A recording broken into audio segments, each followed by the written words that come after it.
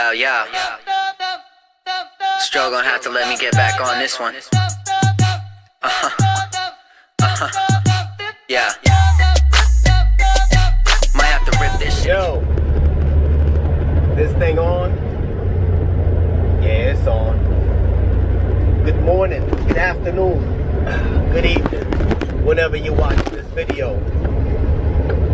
JH, back with another one. It's gonna be a series here. It's gonna be a series. I repeat it because some people can't understand or comprehend the words that are coming out of my mouth. Series is gonna be about the requirements for each individual job, and I will specifically detail the requirements for one specific job at a time. I won't be accepting any emails for any of these videos. You're more than welcome to chime in if this is your craft and put your input in, and when people have questions, please feel free to comment. First craft we're going to discuss is one that I know, one that's dear to me, one that's true to me. That would be TTO operator, tractor trailer operator for the United States Postal Service. Can you hear me now? Tractor trailer operator for the United States Postal Service. What does their job entail? What do we do? Do we just sit on our ass all day? No, we don't sit on our ass all day.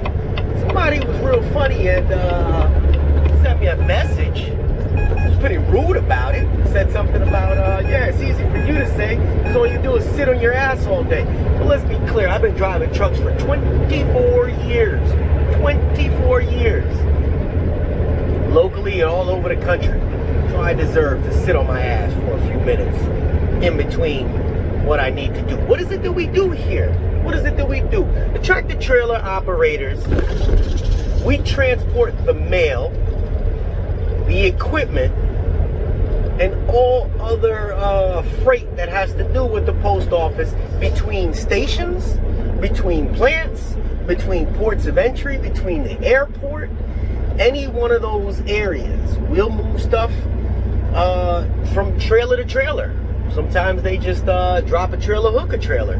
So what are your requirements? Number one, I believe on the website it tells you that you should have 6 months to a year of experience. Me personally, I wouldn't get into a truck and try to work for the post office if you don't know how to drive. I'm not trying to be funny, but you're driving a tractor trailer, a semi. That's what you're doing. Do you want to try to make attempt to back a tractor trailer up in a small city such as Manhattan, down up underneath the bridge when there's massive traffic going back and forth? You don't want to learn on this job. No. You have people's private and personal goods back of that trailer. Why put yourself through that headache? You're just going to embarrass yourself. You get fired. And then you got to deal with the headache of knowing that you've been fired from a government job. Get yourself some experience. Learn how to drive before you try and drive one of these tractor trailers for the post office. There's a difference between one of those over-the-road drivers that got their license through school over the road and you just backed them to a couple docks. There's a difference between them and city drivers. City drivers know how to navigate through the city, through the traffic, through the headaches, through the people, and they're able to get the freight from point A to point B. So what is it that I do now that I told you what your basic criteria was? You need to know how to drive a tractor trailer. You need to know how to drive a tractor trailer. You need to know how to drive an 11-ton truck, which is a straight truck. And you need to know how to drive, I believe, a 2-ton van. You should know how to drive standard. Not all of the vehicles are standard. Today I'm in a automatic garbage, but you should know how to drive a standard vehicle. What do? 2 shifts, basically. Actually 3 shifts, depending on where you're located. Each shift has a different job. The early morning shift, their job is to get the mail out to the stations. The stations are the local post offices. The tractor trailer drivers start off at the plant. That's where all the mail is processed. They load your trailers up, or you load your trailers up. You're scanning the routes on with the scanner onto your trailer. You're strapping it, you're securing your load. You're transporting your load to the local stations and getting it there in a timely manner. They are extremely meticulous to time detail with these trucks. If a truck says it's supposed to depart at 1:30 in the morning, it needs to depart at 1:30 in the morning and be at its destination by, if it says 2:15, that's when it needs to be there. It needs to be offloaded. Some places have docks and you're scanning the stuff off, arrive with a little hand scanner. You're scanning the mail off, and you may pick up some empty equipment. Typically, they do that 3 times in the morning. So you empty out your trailer, you go back, you pick up some more mail, go and drop it off. And some people have their own set routes. Some people go from different station to station. It all varies. But the criteria, this is what we're focused on. The criteria, what it is you need to do. Is it a physical job?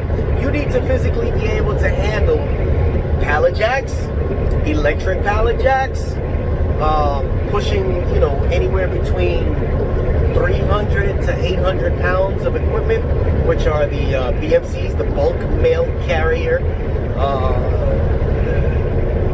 pieces of equipment. They have the GPCs, general purpose containers. They have the cages. All of these transport mail. So mail, paper and mail gets heavy.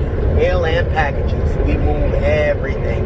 Tires, rims, birds, animals, snakes, everything that can be transported in mail through the mail, we move it. So that's what's going to be inside the back of your trailer. Now that's the daytime shift. Their job is specifically to get the mail out to the stations so that the stations can sort the mail in.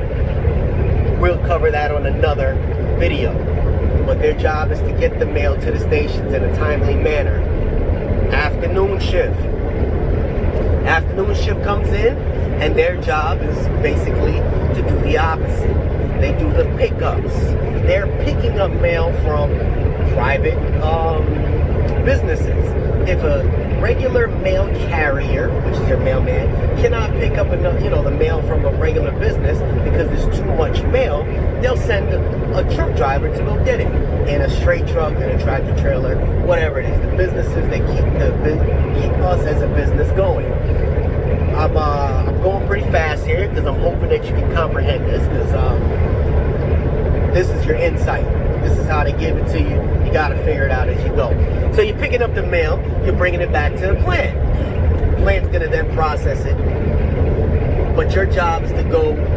They tell you, hey, you got to go to the McDonald's warehouse. You got to go to the blah, blah, blah warehouse. You got to go to the blah, blah, blah warehouse. You're going and you're picking up all their private pickups, loading them in your truck, securing your load, getting it back to the plant, offloading your equipment. In the evening, if there's mail left over from the morning as well, you're bringing that mail to the stations, because there's people at the stations that are still working that mail.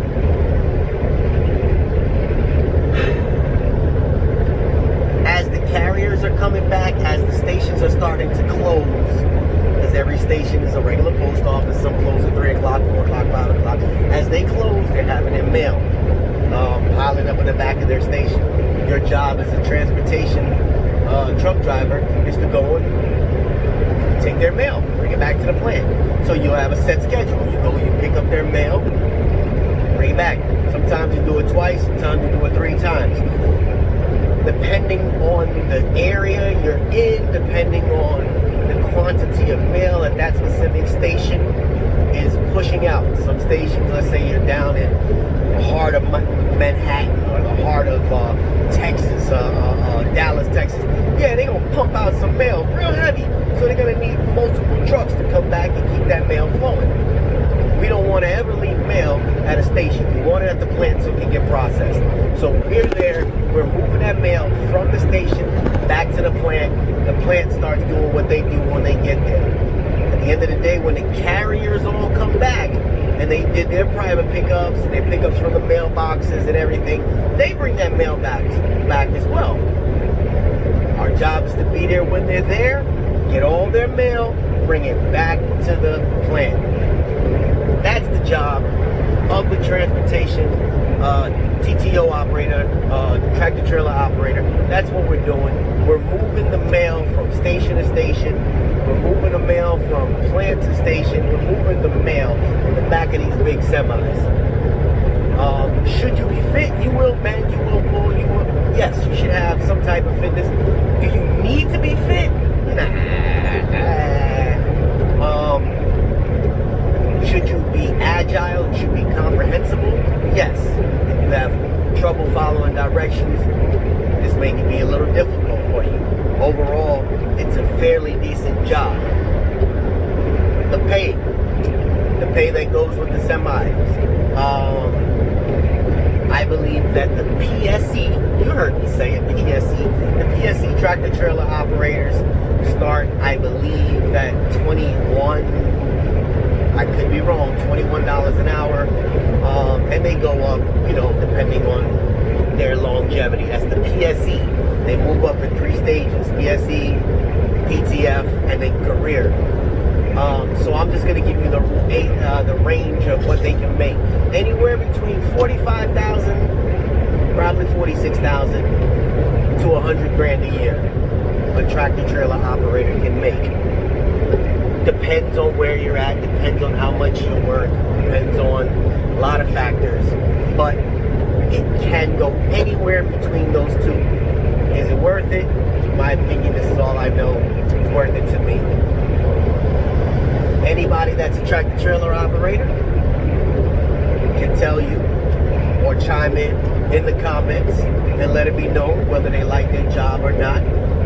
It's not the most difficult job in the world. It's rewarding for what it is. You're home every night. I believe I've covered all the bases pertaining to the tractor trailer operator job at the United States Postal Service. Questions? I don't know how many I can answer. I think I covered every base down there. But